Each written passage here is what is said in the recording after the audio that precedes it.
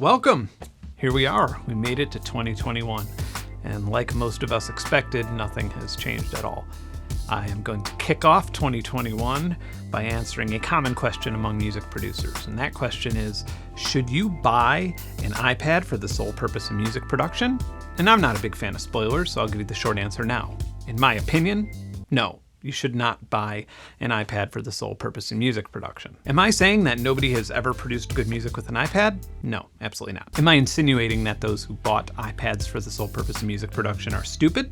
No, absolutely not. Am I saying that everything that Apple makes is garbage? Absolutely not. Now, I've been doing this channel here long enough to know that whenever I show any sort of criticism towards any brand or product, you inevitably will get people who take insult to that. Like, for example, if you came in here and you noticed that I own a GoPro Hero 8 Black, and you said, hey Ben, I heard that the GoPro Hero 8 Black has some issues where sometimes it says that it has more or less battery life than it actually has. It would be an unhealthy response for me to say, I bought GoPro, I am GoPro.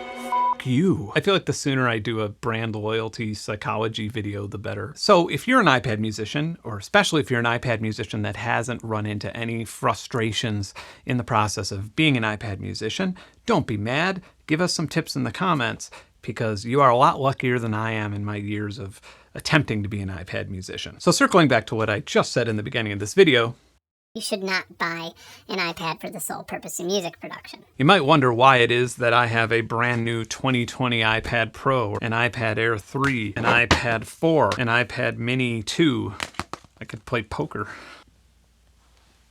The reason for all of this is because the music creation apps on iOS are awesome. And it is just too tempting to have all of that power on a tiny little computer device that I could just bring from my studio to upstairs and bring on tour and create music the entire time. But due to a lot of really frustrating limitations, I've never been able to do that more effectively than I have been able to on a PC laptop, for example. The reason for this, time after time, is something that I, in my head, call Apple bullshit. And let me explain Apple bullshit to you. Here is a MIDI interface that I probably acquired sometime around the end of Bill Clinton's presidency, and it came with this here USB cable. And it worked with the computer that I plugged it into at that time, and many laptops, computers, both Mac and PC after that, and up until now, it is still plugged into my main studio machine to control synths. It's worked with every single synth, it's worked with every single MIDI cable I've ever plugged into it. But if we do this, nothing happens. It's not detected. Even if I plug in external power, and there is no dialogue to actually tell me if this thing works or not or what I need to do to get it working, it just doesn't work. But I have used it on the iPad before. I used it with an iPad Air, and it actually worked there, but not with just a simple USB to Lightning cable. I had to buy a $40 Apple camera connection kit. Some years ago, I bought an iPad 4, and in order to get it to have audio inputs or MIDI in or out, I had to shell out about $300 for this Alesis I/O dock, and then I had to get a Lightning adapter for that. And it fits quite nicely in here. After all, the I/O dock is made for the iPad format. You plug it in, and you have this nice little device. So one day, I updated iOS to a newer version because most of the apps that I had shelled out a lot of money for no longer worked on the older version that I had on the iPad 4, and then it just slowed the iPad 4 down to a crawl, and I had to upgrade. But the iPad Air here has a very similar size. It fits even better into this thing. It has a Lightning cable connector just like the iPad 4, so no problem, right? But despite being a class compliant device for iPads, it never worked. It never even detected.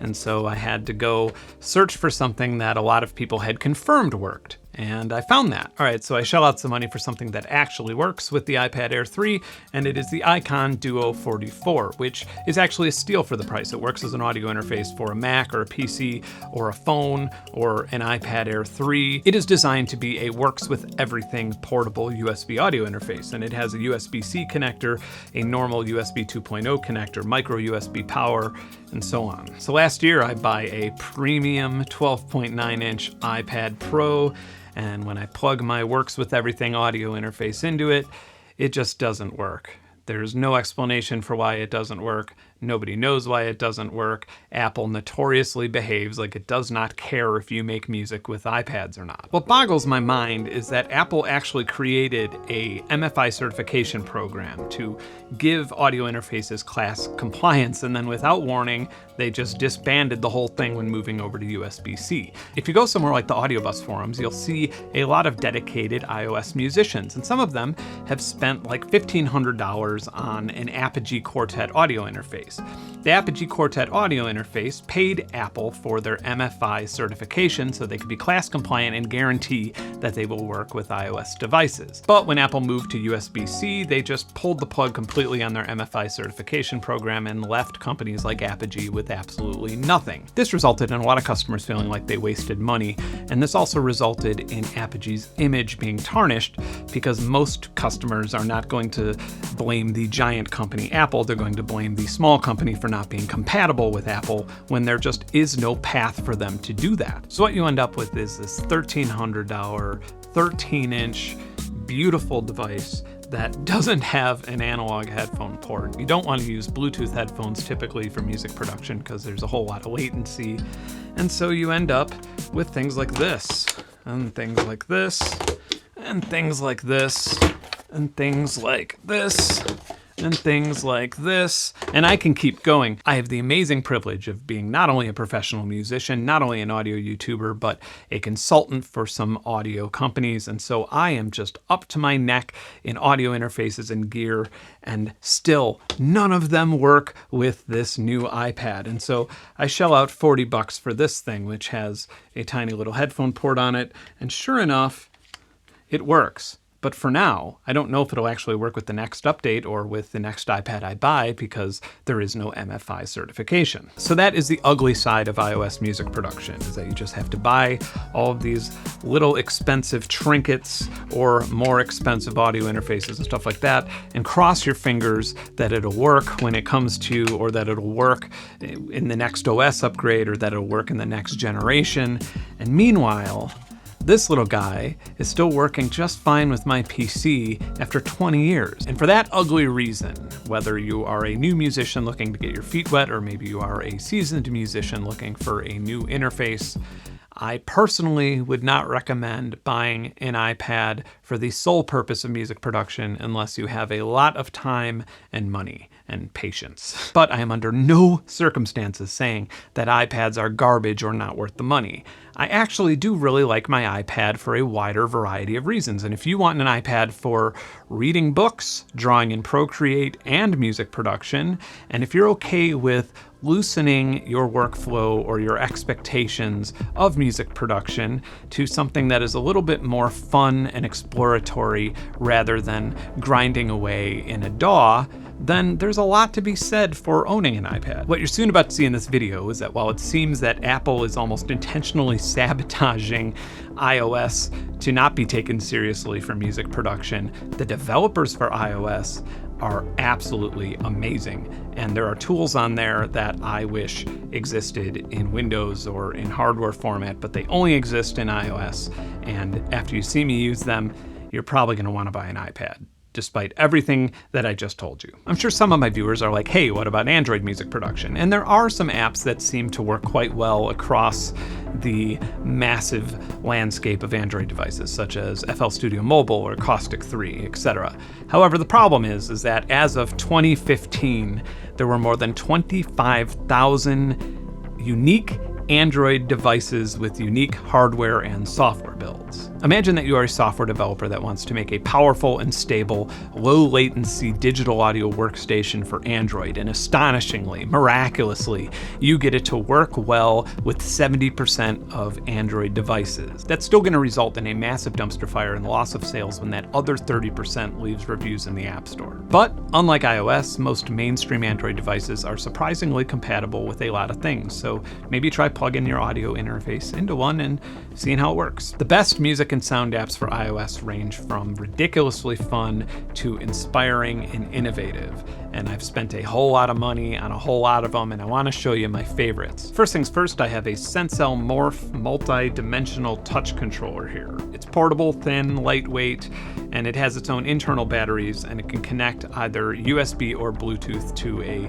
PC or Mac computer or a iPad or a phone, etc. Of course, the newer USB-C iPads are a bit of a roulette game with the actual wired connection, so I'm going to be using Bluetooth. The Sensel Morph has different overlays, so for example, I can just load a Buchla Thunder overlay on here and then use that. It automatically, I don't know how it really works, but it just sort of senses where everything is. I could pop on a keyboard overlay, which can either be a standard chromatic keyboard, or you can kind of slide around like that rolly seaboard sex toy feeling thing. This is a drum pad overlay that you apparently can actually hit hard with real drumsticks. I'm not going to be doing that today, but I am going to be doing that in the near future. I really want to see how well it works. Here is a video editing overlay. There are gaming overlays, drawing overlays. There are even empty overlays that you could turn into your own custom overlays. I initially requested this thing for this iPad episode just as my little iPad controller, and it is something that I kind of wanted to check out. And now I've kind of noticed that there is a massive rabbit hole to fall into, so you will see this guy in the future because I'm definitely not using it to its full potential in this video. Patterning 2, I think, is my favorite drum anything in the iOS atmosphere. And the number one reason for that is this amazing Euclidean polyrhythmic sequencer. And the number two reason is because there are just a lot of sound packs that are free and people can submit them themselves. A lot of music iPad apps monetize themselves by selling you additional content. And this one, you can just say, no, I want to add a drum kit, and you can browse them and they're in the cloud and you got a whole bunch, and you can even preview them here. Let's try that. And they can download them for free. So the kit we have right now is from Evil Hector. It's 808 Exterminator. Sounds pretty extreme. And here's how it works. So I'm gonna press play. Doesn't sound very 808-y to me, but doesn't sound bad either. So we have all these options. If I want to like bring the coarse tuning up, more decay, we could send it to reverb, send it to delay. Okay, so the snare, let's give that 12 steps, or maybe 13. Let's get weird. This is the closed hi-hat. Let's go with 16 steps, but triplets.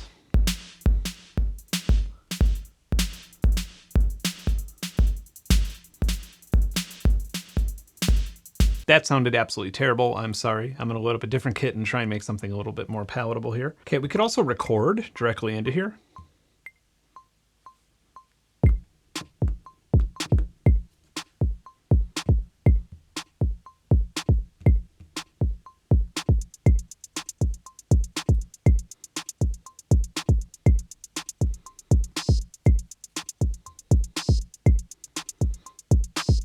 This stop's a little extreme, so I'm going to make it happen once every 32. There we go. I like this. It has a freestyle vibe to it. We do need to move along, so obviously I'm not going to cover every single feature of every single one of these apps, but yeah, you have a full mixer. You can put a bunch of patterns into a song. All right, so we are just using the MIDI out, and the clock settings are going to another app called Troublemaker, which is a TB303 emulator with a couple other tricks up its sleeve. And let's press play.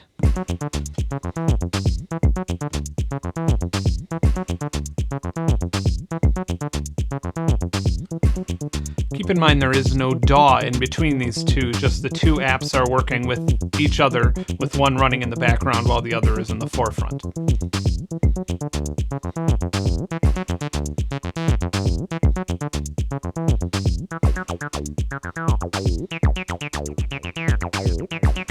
Troublemaker allows you to have a lot of different special waves that aren't traditional TB303 waves.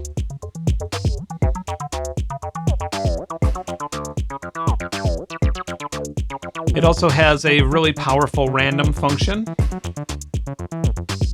Let's go minor melodic.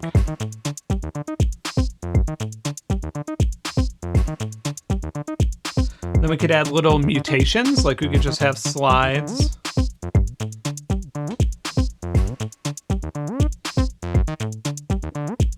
And now it is kind of become a generative 303.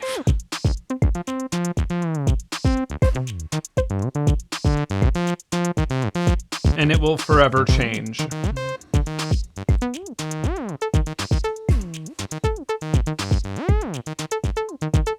I just woke Lucy up from a nap to use her for this video. She is usually the most active basically whenever I'm trying to sleep. But hopefully we could get her to make some sound for Andrew Huang's new app called Flip, which is a drum sequencer / sampler. And honestly, it's pretty great. If it had MIDI support, I would be a lot happier. But as far as an app to just have fun with, even if you're not an experienced musician, this one really hits the spot. It's a lot of fun.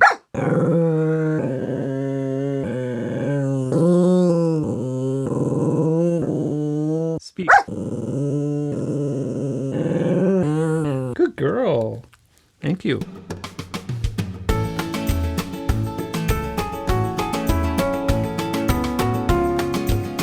You comfy? You ready?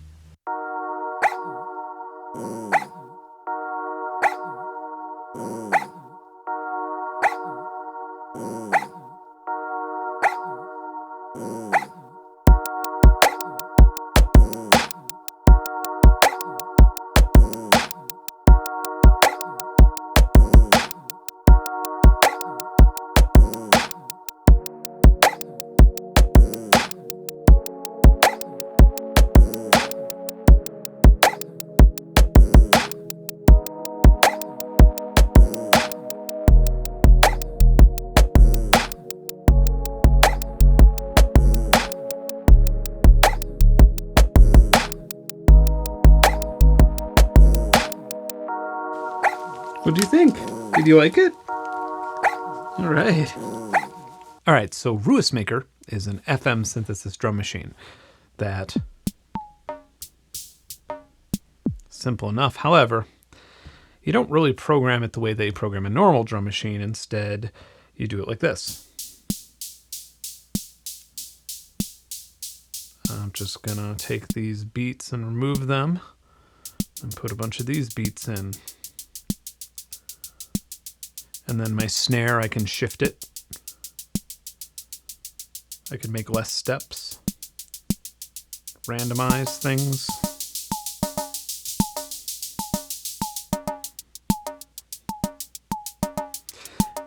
And you can make a lot of crazy sounds.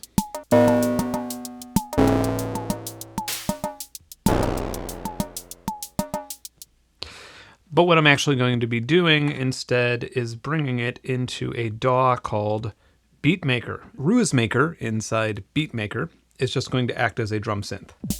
That Euclidean sequencer is not going to be here. Nothing wrong with it, but we're going to show off Beatmaker. And Beatmaker is very much like the NPC Live type of recording or DAW environment, if anybody's familiar with that. Or any NPC, really. Obviously a little bit more advanced because it's on an iPad. And so we could just sort of record live like this. Let me make a quick little loop. Okay, so now we could just record over that.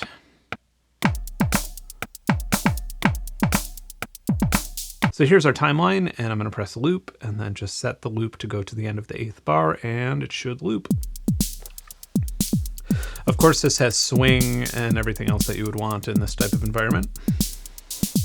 So I loaded a new channel, and I'm just gonna drag and drop Digital D1 in there. So this plugin is Digital D1, and I'd say it's pretty powerful.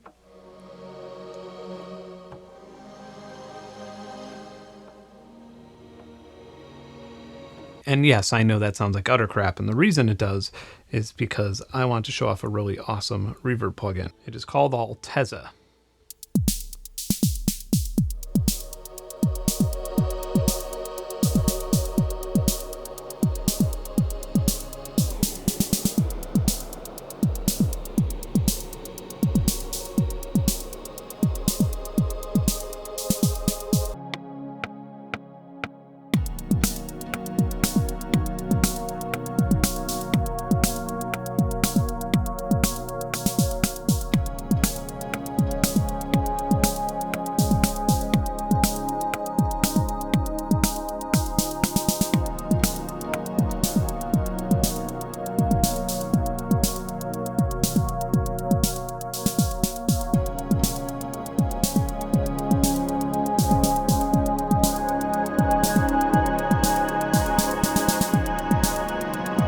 A similar DAW to Beatmaker, in my opinion, is Nanostudio 2. The big difference is that Nanostudio 2 can't just record audio tracks and samples as natively as Beatmaker can, but within certain plugins that come with Nanostudio 2, you can record samples for things like Obsidian. You can record piano samples, for example, and then play it back within that synthesizer, almost like how Omnisphere would handle that sort of thing, almost like a Rompler or something. And apparently in Nanostudio 3, they will be expanding the sampling and recording live audio thing. So let's look at Obsidian.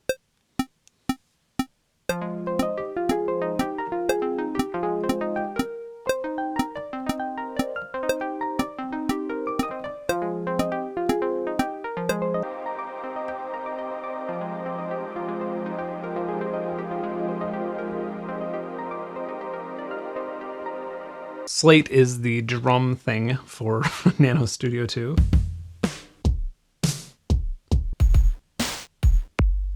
And I'm getting in the drum and bass vibes. Maybe we should crank that BPM up.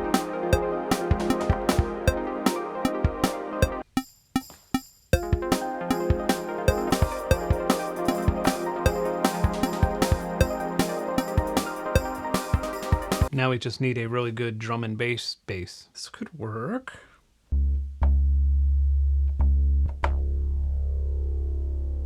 Let me give you a little general DAW tip here. If you're working with a song that is a little boring like this one, you want to spice it up with a good bass line, and you could bring the tempo way down and then sort of play the bass live, quantize it, at least with the synth. Play around with it and improvise, and it'll spice the song up a whole lot.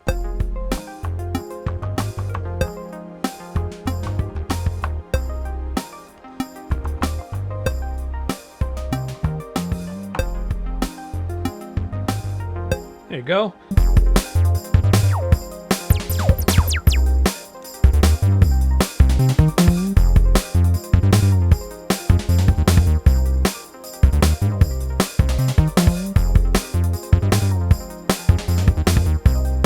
And so while Nanostudio 2 isn't like the most innovative thing in the world, oh, and by the way, this is what the piano roll looks like, and the piano roll is quite powerful. I would say it's probably the closest to FL Studio's piano roll, which is my favorite in the world. FL Studio also has an app for iPad, of course, FL Studio Mobile, but it doesn't have any compatibility with plugins at the moment, so we're skipping over that. Nanostudio 2 just seems like a good all-in-one package to churn out ideas, maybe even finish a song. It does support plugins, which is really nice, which is how I got that reverb in there, for example. And any of the plugins that you see in this video, at least most of the plugins that you see in this video, can be loaded into Nanostudio 2, making this my DAW of choice. I just really like it. I am pretty excited for when I can just record a guitar track over it in one of these channels. Here is a song called Grape that I apparently wrote on July 30th of 2020. Let's hear it.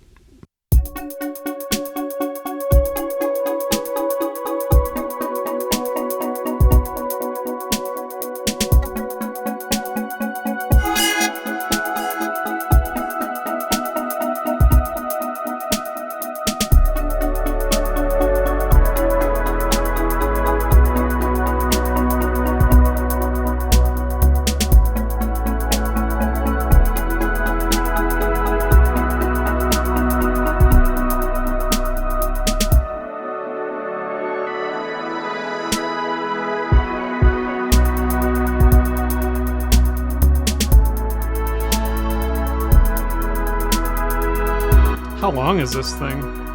No, not that long. It really sounds like something I would make just a lot lazier, I suppose.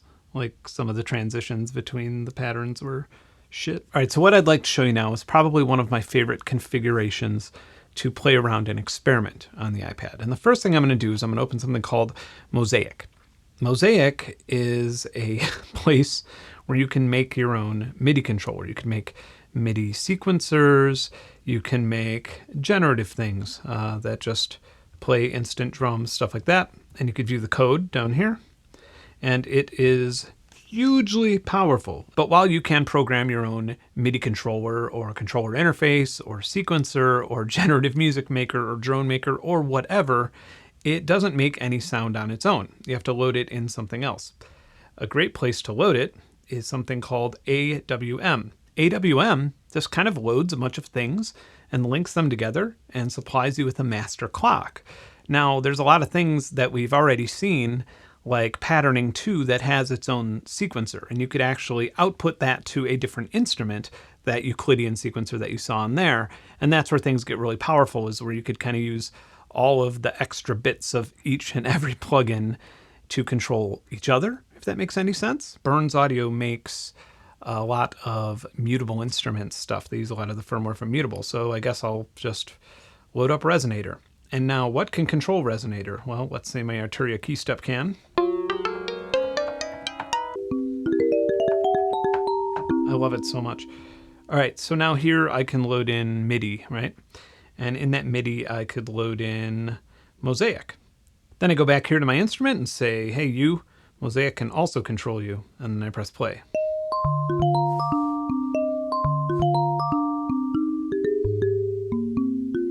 While being able to make your own MIDI instruments amazing, I'm going to remove that channel and load in something else. Do I have Fugue Machine in here? That would be really cool. Yes, I do. Okay, Fugue Machine is an amazing generative sequencer. I love hooking it up to my actual Disclave or MIDI piano, for example. And this is Fugue Machine.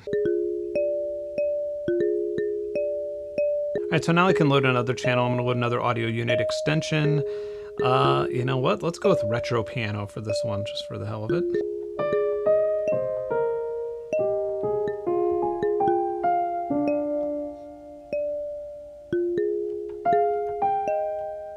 So we can assign Fugue Machine's playhead number 2 to this thing.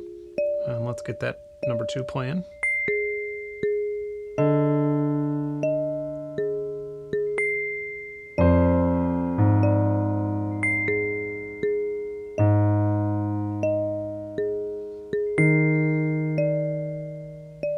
Another audio unit extension. This time let's go with a Spectrum can be controlled by the playhead number 3 of Fugue Machine.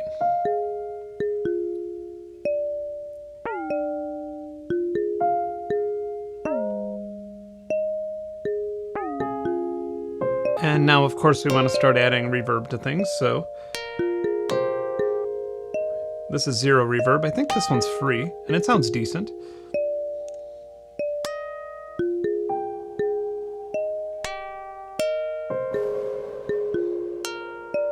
We are loading this sharp pluck sound from Spec here into GAUSS, which is a plugin co-developed by Heinbach, a fellow YouTuber. I guess I need to have my own iPad plugin now, or app, because everybody else does. I think I'll load in Model and try and get a nice cello sound.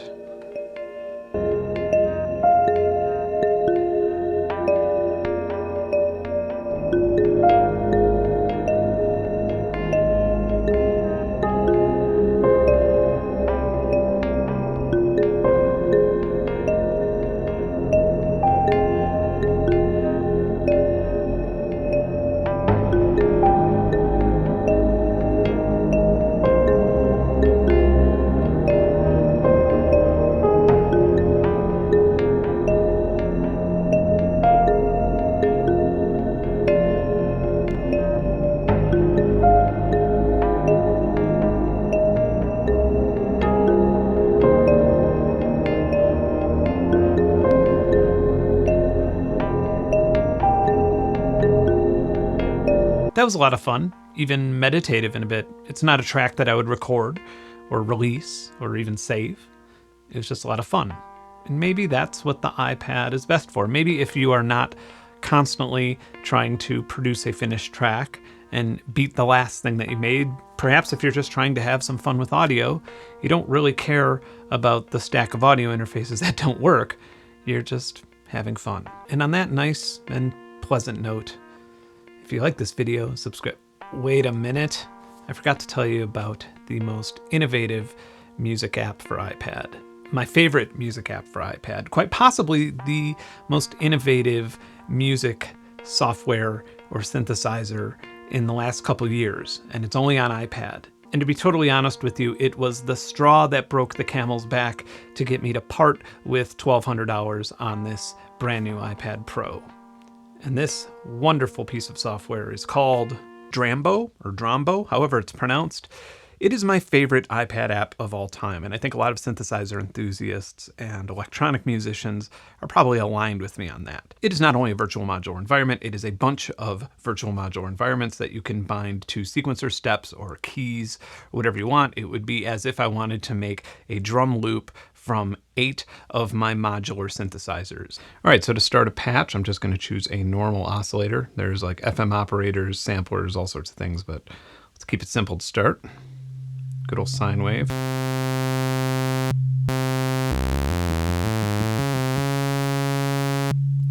Put in a ADSR with an amplifier. You don't actually have to do this because there is an amp over here too, but let's try and keep this familiar. Okay, and then maybe a filter. Okay, so that's one channel. Tune it down a bit. And put another envelope and make it into like a little kick type thing. All right, second channel, let's make a snare-ish sound of some sort. So maybe like a little oscillator, maybe a noise source.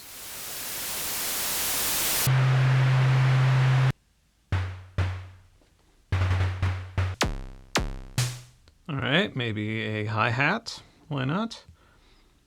Maybe some more of that noise. Maybe a comb filter, that could be interesting. Actually, we have a Model filter, that's even better. I'm gonna try and make a clap. I don't really know the recipe for a clap, I've never made one before, so let's just try and use our noggin here.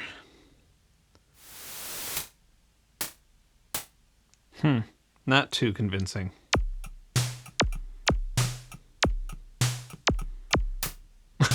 That's a terrible clap. Put some reverb after it. See how that sounds? So now we can make a sequence. So if I want my kick to just, let's have it just start the sequence. The snare can go here. The clap can go there. And the hi-hat can be every other eighth. And let's add a bass line of some sort. Let's use an FM. Go into keyboard mode here. By the way, this Sensel, you could actually bend. Or you could just make it totally chromatic. Has a nice Sega Genesis sound, doesn't it? Okay.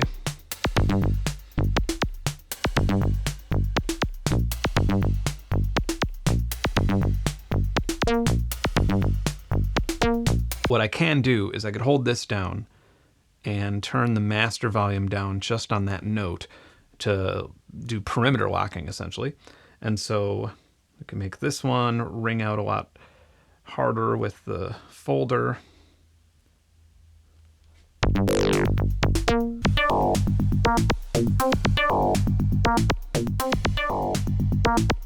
All right, so in channel 6, we can add an audio unit instrument if we want. I don't know which one to pick. An FM, that's a nice little FM synthesizer. All right, we could add an audio unit processor as well, such as that beautiful Reverb.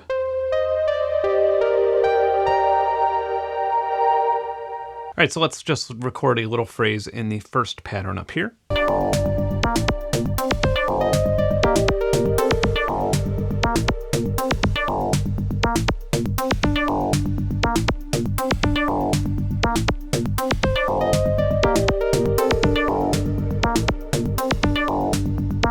So that was fun, but it was also very simple. It was probably the most simple thing you could do in this app. You could get very complicated and very innovative very fast, and it's such a unique user interface that you're almost guaranteed to make something unlike anything that you've made anywhere else. And like I said, this is sort of the big justification for me in buying this iPad was this app. I was like, I need more space, more power. This is so much fun. Yet I still have never used anything that I've made on an iPad in an actual released song.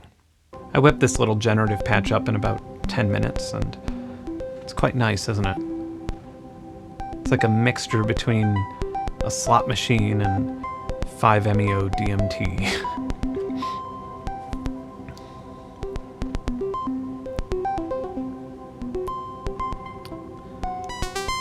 I could also control it with the Sensel here.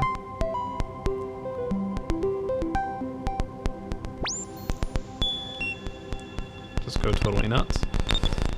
So much fun, isn't it?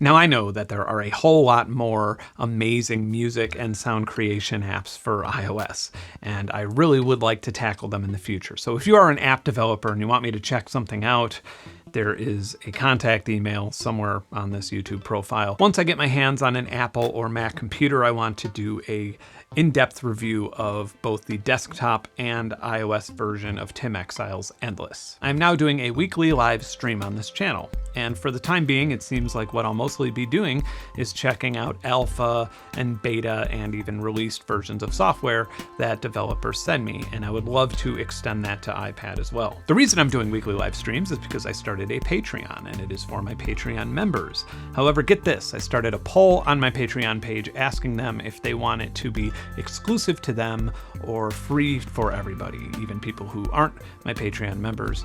And guess what? They overwhelmingly chose free for everyone. How cool is that? What a bunch of heroes. Speaking of Patreon, it has only been a week and I am so glad that I did it. I am loving the support. I am loving interacting with my community, bouncing ideas off of them, sharing weird tracks that I normally wouldn't put on SoundCloud or something like that. It has been a lot of fun. And believe it or not, I am like 46% to my goal of being able to financially support starting my series on existentialism. And now I would like to give a shout out to those top tier patrons by playing clips of some of the weirdest music I wrote for advertising for each one of their names. So let's go ahead and do that.